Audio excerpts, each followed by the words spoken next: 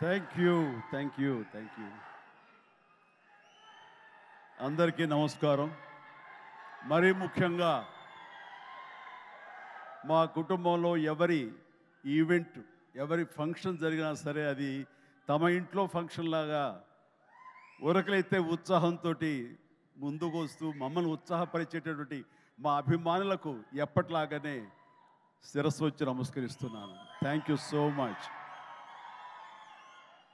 ఎప్పటికప్పుడు మీరు చూపించే ఉత్సాహం మమ్మల్ని ముందుకు నడిపిస్తుంటుంది. ఆ రకంగా మరొక్కసారి ఇక్కడున్న ప్రతి అభిమానులకు, అలాగే టీవీల్లో వీక్షిస్తున్న ప్రతి అభిమానులకు హృదయపూర్వక నమస్కారాలు తెలియజేస్తున్నాను.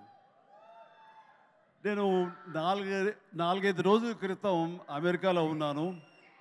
అక్కడికి ఒక మెసేజ్ వచ్చింది వరుణ్ తేజ్ నుంచి. డాడీ నీతో ఏదో మాట్లాడాలి అని. సరే, అప్పట్లో డే అండ్ నైట్ రివర్స్ అవటం మూలంగా టైమింగ్స్ కుదరలేదు, మాట్లాడలేదు.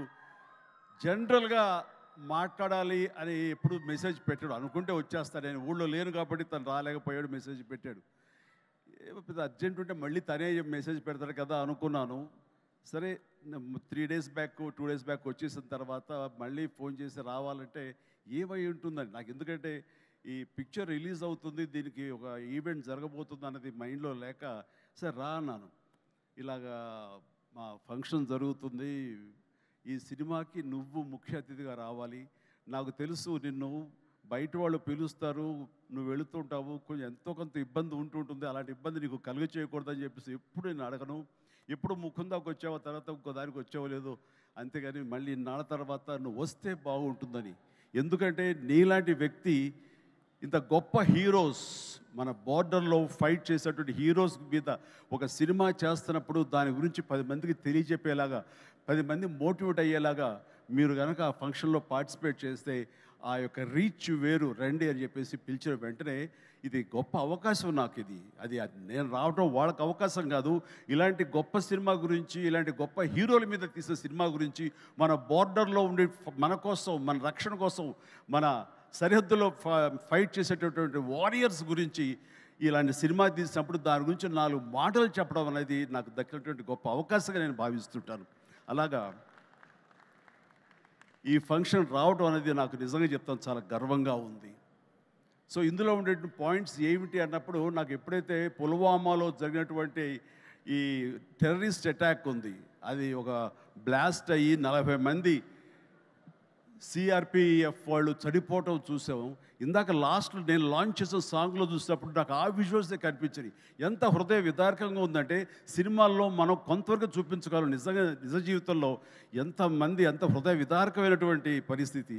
అలాంటి ఫ్యామిలీస్కి, వాళ్ళకి ఆ చనిపోయిన వాళ్ళకి నివాళులు అర్పించేలాగా ఒక ప్రతీకారం తీర్చుకోవాలనే కక్షతోటి మన ఇండియన్ ఎయిర్ ఫోర్స్ చేసినటువంటి పెద్ద సాహసం, చేసిన యుద్ధమే ఈ సినిమా.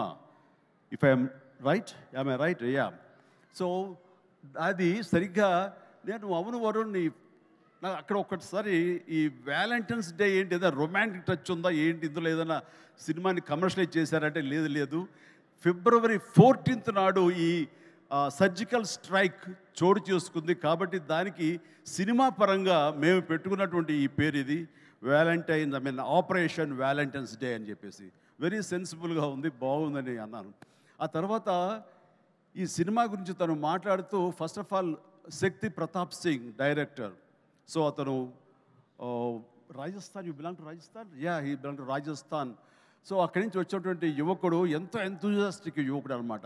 సో ఇక్కడ తెలుగులో అవకాశాలు బాగుంటుంది, కొత్త డైరెక్టర్స్ ఎంకరేజ్మెంట్ బాగుంటుందనే ఉద్దేశంతో ఇక్కడికి వచ్చాడా ఏమో తెలియదు. కానీ అతని గురించి నేను తెలుసుకున్నప్పుడు, అతను కేవలం ఒక కమర్షియల్ సినిమా చేసి కమర్షియల్ డైరెక్టర్గా పేరు ప్రఖ్యాలు సంపాదించేసుకుందాం, తెలుగులో డబ్బులు ఎక్కువ ఇస్తారు కాబట్టి ఇక్కడ ఉండిపోదాం, స్థిరపడిపోదాం అనే ఉద్దేశంతో రాలేదు.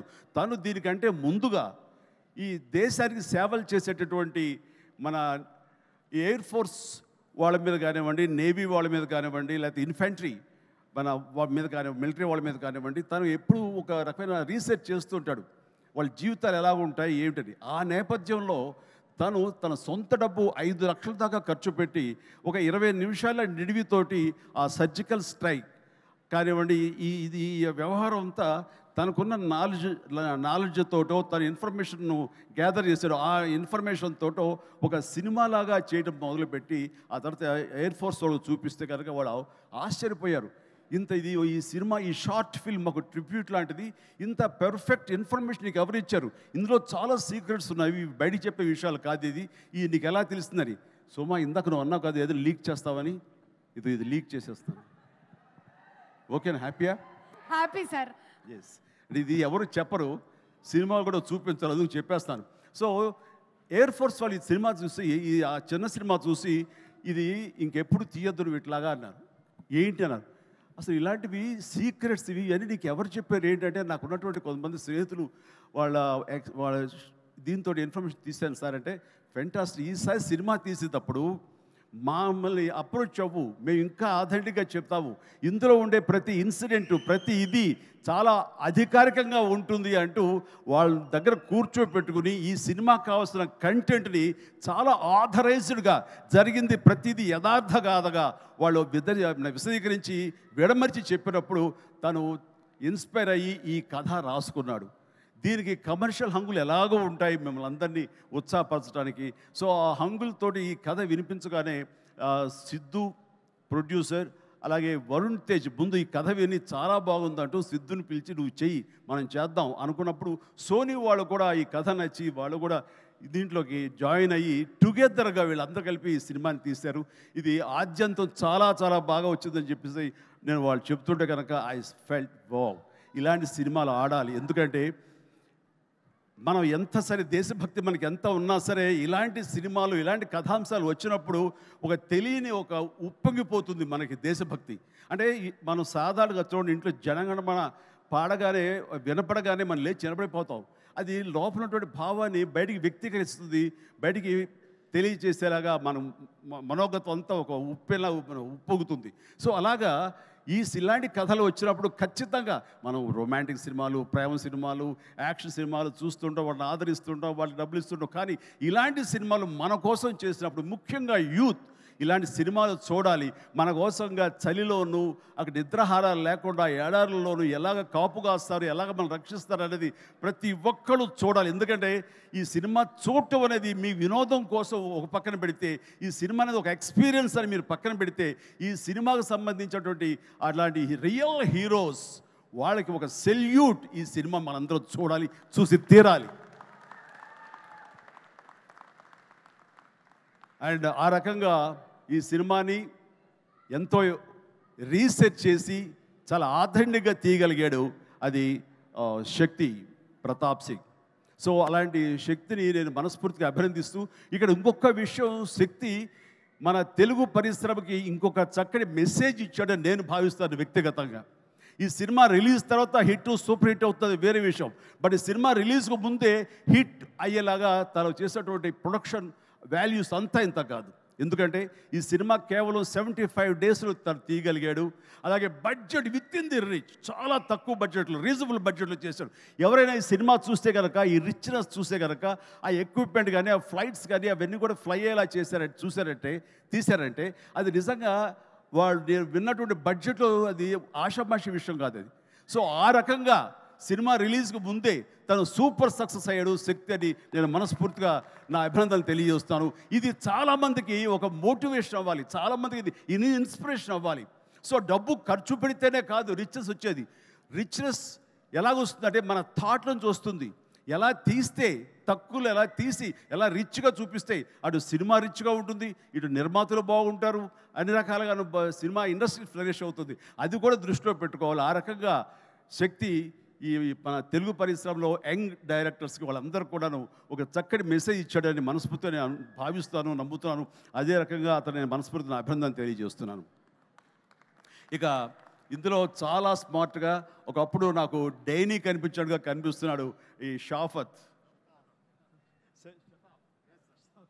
Shataf and wonderful. నాకు ఒకసారి డేనీ డొంజోగ్పా ఉన్నట్టుగా ఉన్నాడు ఆయనకి ఈ సినిమా తర్వాత తెలుగు ఇండస్ట్రీలో మంచి అవకాశాలు వస్తాయి. So all the very best, God bless. అలాగే ఇంకా నవదీప్ ఉన్నాడు. నవదీప్ చూసేగా మా ఇంట్లో రామ్ చరణ్, రాణా, వరుణ్ వీళ్ళలాగానే తను కూడా చాలా అల్లరోడు, కానీ చాలా సినిమా వరకు చాలా బుద్ధిగానే ఉంటాడు. అండ్ వాళ్ళ ఫ్యామిలీ అంతా నాకు తెలుసు, వాళ్ళ అమ్మగారు వాళ్ళందరూ కూడా నాకు బాగా పరిచయం. ఆ రకంగా మా కుటుంబ సభ్యుడిగా నేను భావిస్తుంటాను. ఈ సినిమాలో నాకు ధ్రువలో తన పెర్ఫార్మెన్స్ చాలా బాగా నచ్చింది ఈ మధ్యకాలంలో. అలాగే ఈ సినిమాలో కూడా చాలా చక్కటి క్యారెక్టర్ చేస్తుంటానని నేను భావిస్తాను. ఇంకా మంచి క్యారెక్టర్స్, ఇంకా నువ్వు వెరీ స్ట్రాంగ్ హీరోగా ఉండాలి నా కోరిక. అసలు హీరోగా ఉన్నటువంటి ఆ లక్షణాలు అన్నీ ఉన్నాయి. బట్ వస్తుంది అవకాశం, చేద్దాం. అండ్ దెన్ నేను ఎప్పుడు టైం పాస్ అవడం కోసంగా చూస్తుంటే ఒక వ్యక్తిని తరచూ చూస్తుంటాను ఈ మీమ్స్లో. అదే ఏం మస్తు షేడ్స్ ఉన్నారా నీలో నో మస్తు షేడ్స్ ఉన్నాయరా, ఏమ్రా కమల్ హాసన్ లాగానే అనేది. సో మనిషి టాలెంట్ ఉంటే ఇది అంటారే అన్నం మెతుకు చాలు ఉడికిందా లేదని తెలియడానికి, ఆ రకంగా వీళ్ళందరూ వాళ్ళ టాలెంట్ని ఈ రకంగా వాళ్ళు చూపించుకుని నాలాంటి వాడి దృష్టిలో కూడా పడేలాగా ఉంది. అండ్ చిన్ననాటి నాస్టాలజిక్ ఫీలింగ్స్ నువ్వు చెప్పగలిగావు. I'm also so happy. నన్ను చూసి మీరు అంత ఆనందపడతారో, మీ ఫీలింగ్స్ చెప్పినప్పుడు, మీ చైల్డ్హుడ్ విషయాలు చెప్పినప్పుడు నాకు అంతే ఆనందంగా ఉంటుంది, అంతే ఇన్స్పిరేషన్గా ఉంటుంది. I'm really glad to hear that. So nice of you. And then ఇక హరిరామ్ జోగయ్య గారు టెక్నీషియన్స్గా పోలిస్తే వారు మాకు మంచి మిత్రులు. అండ్ వారికి నా అభినందన తెలియజేస్తున్నాను. అండ్ తర్వాత ఇక్కడ డిఓపి హరి గారు, వారికి కూడా మా బెస్ట్ విషెస్. ఈ సినిమా పెద్ద హిట్ అవుతుంది, ఆయన విజువల్స్ కూడా బాగుంటాయని నేను నమ్ముతున్నాను. ఆయన కూడా మంచి పేరు రావాలి. ఇక విజయ్ వీళ్ళందరూ, అలాగే ఓకే గాడ్ బ్లెస్. అలాగే సిద్ధు కూడా మంచి ప్రొడ్యూసర్గా ఎదగాలని మనస్ఫూర్తి కోరుకుంటున్నాను. మీరు చెప్పే దగ్గరకు వచ్చేదో కాదు. Good luck please. And then ఇక్కడ యంగ్ డైరెక్టర్స్ చాలామంది వచ్చారు, కరుణాకర్ ఇలాంటి వీళ్ళందరూ కూడాను ఈ సినిమాలో వాళ్ళ సినిమా అన్నట్టుగా భావించి వాళ్ళు చెప్పినటువంటి మంచి మాటలు, గుడ్ విషెస్ ఈ సినిమాకి బలంగా ఉంటాయి. ఇక అందరి గురించి చెప్పి నా బిడ్డ వరుణ్ తేజ్, చిన్నప్పుడు సరే అందరూ ఒకే చోట తిన్నాము, ఒకే చోట పెరిగాము, ఒకే చోట పడుకున్నాము.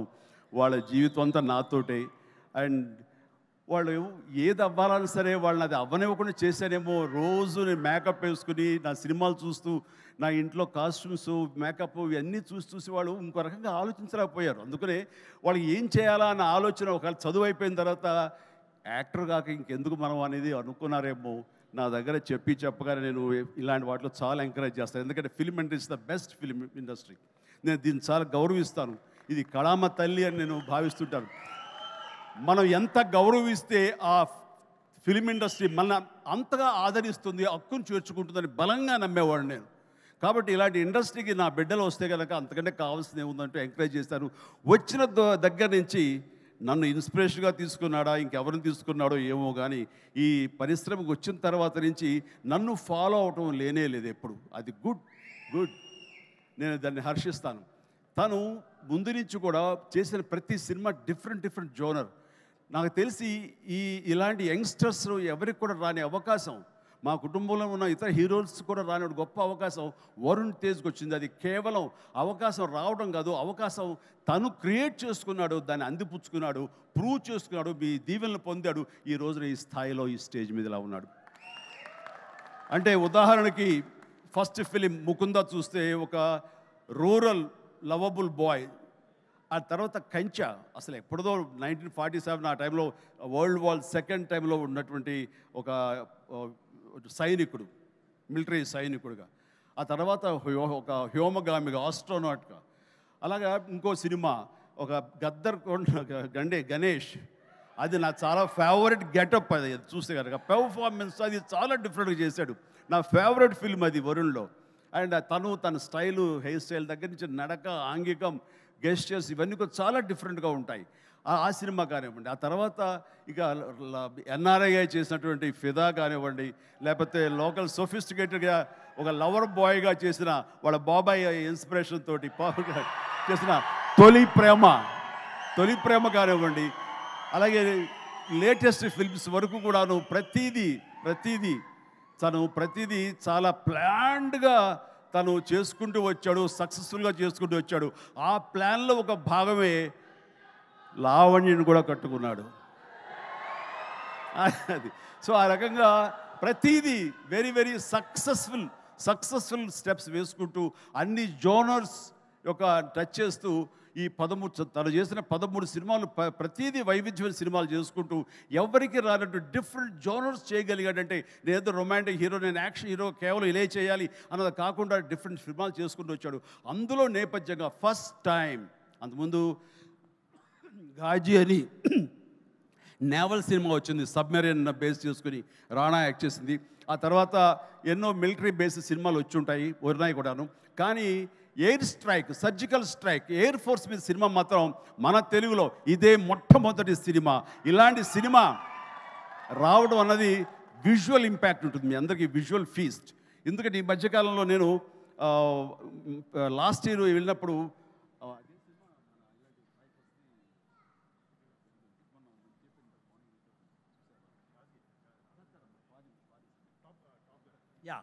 టాప్ గన్ సినిమా చూశాను. టాప్ గన్ సినిమా చూస్తే అది చూసే ఇంత బాగా మనం చేయగలమా, ఎంత బాగా చేశారు అండ్ అంటూ నేను చాలా ఆశ్చర్యపోయాను విజువల్స్కి. అది 1 year బ్యాక్ చూసిన సినిమా అది. ఈరోజు చూస్తే కనుక మనలో మన తెలుగు వాళ్ళు, మన వరుణ్ తేజ్, మన సిద్ధు, మన శక్తి వీళ్ళందరూ కలిపి అలాంటి సినిమాని ఇక్కడ ఈజీగా చేసి అవతల పడేశారంటే టాలెంట్ అనేది ఎవడబ్బ సొత్తు కాదు, మనం కూడా ఆ స్థాయిలో ఉన్నాము. ఆ స్థాయిలో ఉన్నావు అనేది మరొక్కసారి ఈ సినిమా ద్వారా నిరూపించబడుతుంది. ఇలాగే వండర్ఫుల్గా చేశారు వాళ్ళందరూ. అండ్ ఈ రోజున అలాంటి విజువల్స్ తోటి సినిమా చూడలేదు ఒక వండర్ఫుల్ ఒక ఎక్స్పీరియన్స్ ఇది నేను అనుకుంటున్నాను. ఆ ఎక్స్పీరియన్స్ ప్రతి వాళ్ళు అనుభవించాలి, ప్రతి వాళ్ళు చూసి తినాలి. అది నాకైతే మాత్రం March 1 ఎప్పుడో చేస్తుందా, ఎప్పుడు చూద్దామా అని అన్నీ కుదిరితే కనుక ముందు రోజు చూపిస్తానని భావిస్తాను నేను. ఓకే చూద్దాం. బట్ ఇలాగా ఈ సినిమాకి పనిచేసేటువంటి ప్రతి ఒక్కళ్ళు, అలాగే మ్యూజిక్ అవకాశం ఎంత ఉందో తెలియదు కానీ మంచి RR తోటి అద్భుతంగా చేయగలడు mayor, Vicky J mayor. And of course ప్రతి ఒక్కరికి ప్రతి టెక్నీషియన్స్కి నా హృదయపూర్వక అభినందన తెలియజేస్తూ ఈ సినిమా పెద్ద హిట్ అవుతుంది. ఈ సినిమాని హిట్ చేయటం అనేది తీయటం వరకు వాళ్ళ బాధ్యత. హిట్ చేసి ఆ రకంగా మన సైనికులకు నివాళులు ఇవ్వాల్సింది, ట్రిబ్యూట్ ఇవ్వాల్సినటువంటి బాధ్యత, వాళ్ళకి సెల్యూట్ చేసిన బాధ్యత మనందరి మీద ఉంది. జై హింద్.